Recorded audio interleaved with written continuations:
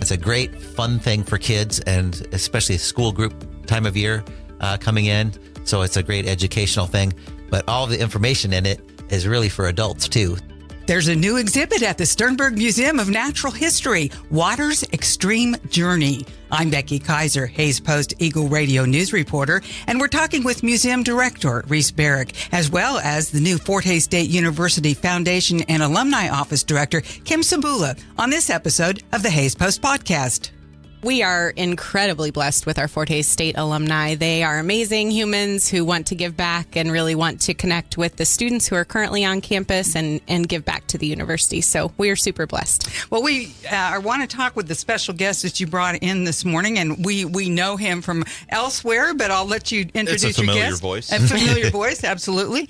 Let you introduce your guest and a little bit about what we're going to talk about today. Awesome. So we are super excited to have Reese Barrick with us. He is the director of the Sternberg Museum of Natural History, and they launched a new exhibit recently called Water's Extreme Journey. So he's going to tell us a little bit about that and anything else going on at Sternberg.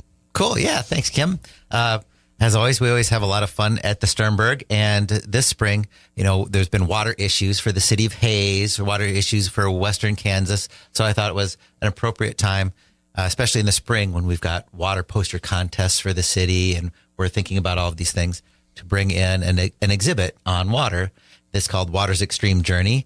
And it's made by a company called Minotaur Mazes. So it's a maze that you have to walk through the maze, spin some things, make some decisions of which way you're going to go. And basically the idea is that you're a water raindrop, that you fall, hit the ground, and you're going to make a journey to the ocean. And on that journey, you're either going to end up winding your way and ending up in a polluted ocean, or you can wind your way up into a clean, healthy ocean.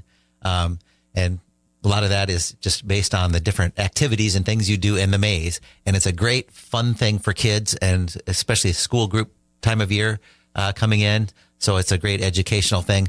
But all of the information in it is really for adults, too. So it's and let's be real, even adults like to go through mazes and do fun, cool things that kids like to do. So the fact that there's information that's really valid for adults as well as fun for kids makes it a really cool exhibit for the spring.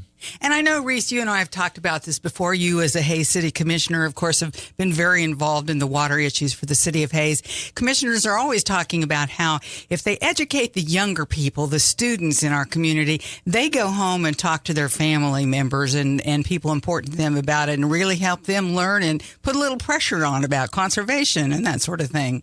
That's exactly right. And it's always an amazing thing. Having had some kids at home over the last 8 or 9 years, when they learn something new, they come in as experts and they're going to tell you about it, and they're not going to let you say no for the things that you should do. Whether it's getting that new water saving shower heads or whatever it might be, they will let you know. So it's really a great opportunity to get all of the kids in and learn a little bit more about the water cycle. Well, let's talk a little bit about the basics of getting a new exhibit in at the museum. Is this something that the provider does for you, or do you have you and your employees hands-on help them out with it? Who puts it together? Oh, well, it's different depending on different places, but a lot of times what happens is I find an exhibit that I think will be really cool, and I work with the company that has made it and it travels it around the country. We bring it in, and generally speaking, the exhibit company, because they're pretty big exhibits, they send 1 or 2 people to help with putting up the exhibit. And then generally we provide 3 or 4 or 5 of our staff members that go in and help put the exhibit up. And so it'll take anywhere between 2 and 4 days to put an exhibit up and 1 or 2 days to tear it back down and get it back out on a truck on the road. I heard an interesting report on National Public Radio the other day talking about the advancements that museums have made, particularly when it comes to kids that are more entertained by electronics now, but learning from them as well. And they were talking about the values of electronic messages and things that are now included in many museum exhibits, and whether or not that did actually help the kids learn better, engage them more often. What do you think about that? Well, I think that, it's an interesting thing. And I think that there has to be sort of mixed media for different ways. A lot of kids like to learn by touching and playing and moving things around and experiencing things.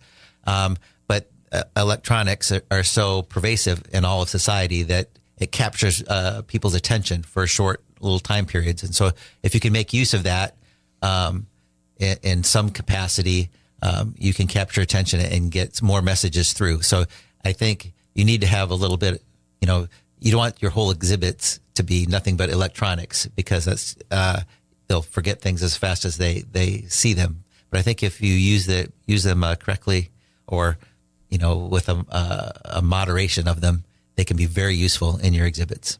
This new exhibit, as we're talking about, Reese, is all about water. What is it that you hope people take away, both adults and children, and that they remember about water for Hayes and the region? Well, I think with one of the big takeaways is simply that less than 1% of all the water on the planet, we're a planet 70% water on the earth, only less than 1% is available for humans to use. And so it's really critical that we use that well and we keep it clean for our use, for the health of us, but just for the health of the planet. Because even though we only have 1% of the water, we can pollute 100% of the water and make it hard for all life. So it's really important for us and for the planet to use our water well and to keep it clean. How long will the exhibit be in place, Reese? It'll be here until about May 12th. So there'll be lots of opportunities for people to come and check it out. And you said you have school groups lined up as well. And we have this is the time of year for school groups, which is why I really wanted this exhibit here for the spring, so we can have it available for school tours. Be a great tour, absolutely.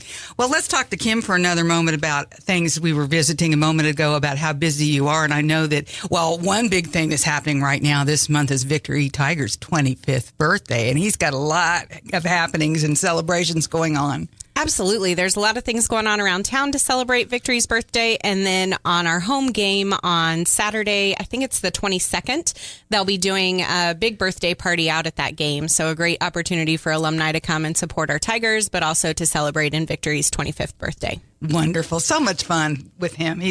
Victor has been quite a tradition. It's hard to believe it's been 25 years already.